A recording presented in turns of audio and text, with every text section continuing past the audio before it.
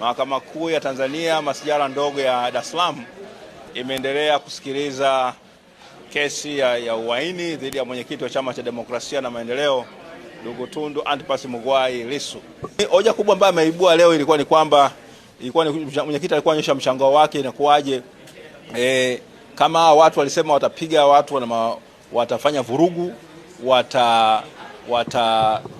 watapiga mawe, wataleta matatizo. Inakuwaje huyu mtu ambaye amesema vitu kama hivyo na maelezo yake ya kutuhumiwa ameyatoa polisi, inakuwaje huyu mtu baadaye anapata dhamana kienyeji au kirahisi tu, na baada ya hapo tena hakuna hatua yote ambayo imechukuliwa, na mwenyekiti akawa amejivuta zaidi hata kufikisha mpaka inafika tarehe 29?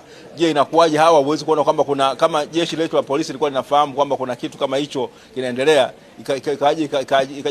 kiacha tu wazi, mwisho wa siku zikatokea zile vurugu za tarehe 29 ya mwezi wa 10 mwaka 2025.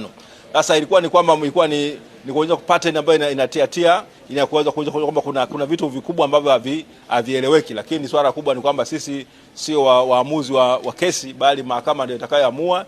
Mahakama itapitia ushahidi wote kuangalia kwamba yale maswali ya mwenyekiti yalikuwa ni ya msingi au sio ya msingi. Hoja ambazo zimejengwa na upande wa mashtaka, je, ni za msingi na mashahidi wake? Lakini mwenyekiti kazi yake kama unavyofahamu katika kesi za jinai, jukumu la mshtakiwa ni kutia mashaka. Kazi ya mshtakiwa ni kutia mashaka katika kesi ya upande wa mashtaka.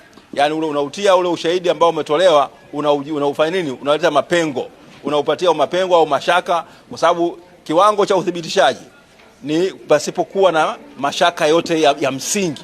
Mashaka yanaweza kuwepo, lakini yao ya msingi. Kwa hiyo ukitia mashaka pasipo ushahidi, upande wa mashtaka una jukumu la kuhakikisha kwamba hakuna mashaka yote yale ya msingi. Sasa kazi ya mwenyekiti alikuwa nayo au mshtakiwa wote katika kesi ya jinai ni kuonyesha kwamba kuna mashaka. Ukishatia mashaka, kazi yako ifanye imekamilika. Ukiwa na mashaka tu, maana yake inabidi afanye huyo mtu aachiwe. Lakini swala ni kwamba hilo ni kazi ya kuiachia mahakama, majaji wataweza kufanya kupitia kila kitu.